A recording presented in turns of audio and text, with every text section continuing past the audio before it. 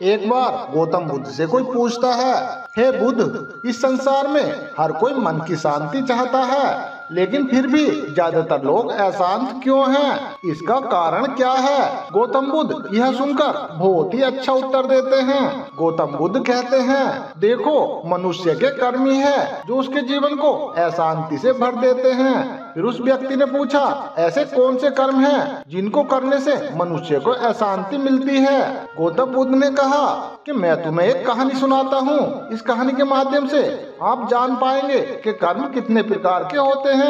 दोस्तों, इससे पहले कि आप इस कहानी में खो जाओ, हमारे इस चैनल को सब्सक्राइब कर लीजिए, वीडियो को लाइक और अपने दोस्तों में शेयर जरूर कर दीजिए।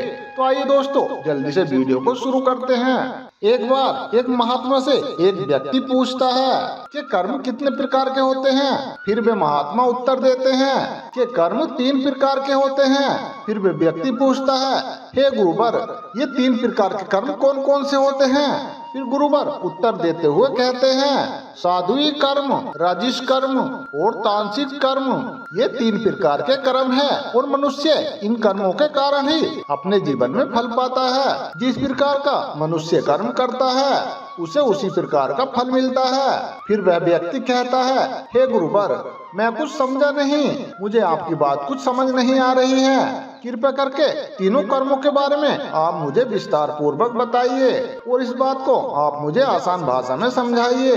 फिर गुरुवर कहते हैं, हे बेटा, सबसे पहले तुम तामसिक कर्म को समझो। तामसिक कर्म वे कर्म होते हैं जो स्वार्थ से पोषित होते हैं, अर्थात जिन कर्मों में हमारा स्वार्थ भरा होता है, जैसे किसी का हक मान लेना, किसी को दर्द देकर खुद खुशी का अनुभव करना, ये सभी तामसिक कर्म के श्रेणी में आते हैं। अब मैं तुम्हें उदाहरण पूर्वक समझाता हूँ। किसी के ऊपर टोने टोट के कर देना या किसी को मूर्ख बना देना, किसी का अधिकार मार लेना, इस तरह के कर्म तामसिक कर्म कहलाते हैं। और भी ज्यादा आसान शब्दों में मैं आपको बताता हूँ, मनुष्य अपनी शारीरिक या मानसिक जरूरतों को पूरा करने के लिए किसी दूसरे का शोषण करता है तो वो तामसिक कर्म कहलाता है। ऐसे कर्म करते समय तो आनंद की प्राप्ति होती है, लेकिन इस तरह के कर्म जीवन को नर्क बनाने की क्षमता रखते हैं। इस तरह के कर्म करने वाला मनुष्य सीधे नर्क में ही जाता है। दूसरा कर्म है राक्षस कर्म। यह कर्म अहंकार का भोजन होता है, किसी से बदला लेने की भावना से किया गया कर्म राक्षस कर्म कहलाता है। इस तरह के कर्म जो भी मनुष्य करता है उसे शुरू में तो खुशी मिलती है, अगर वो इस कर्म में सफल नहीं होते हैं तो उन्हें बहुत दुख होता है। मैं तुम्हें उदाहरण पूर्वक समझाता हूँ। मान लीजिए आपका कोई अपमान कर रहा है और आपके भीतर अब ये भावना पैदा हो गई कि मुझे उससे बदला लेना है। अब ये बदले की भावना आपसे किस किस तरह के काम कराएगी आप सोच भी नहीं सकते, और बेकाम आपको कितने नीचे तक गिरा सकते हैं ये शायद मनुष्य समझ ही नहीं पाता। राक्षस कर्म मनुष्य अपने अहंकार को बढ़ाने के लिए करता है और इसका भी अंत दुख होता है। और तीसरे प्रकार का कर्म होता है साध्विक कर्म। ये शुरुआत में करना तो थोड़ा सा मुश्किल लगता है, क्योंकि इस कर्म में एकदम से आनंद नहीं आता, लेकिन ये शांति के बीज होते हैं।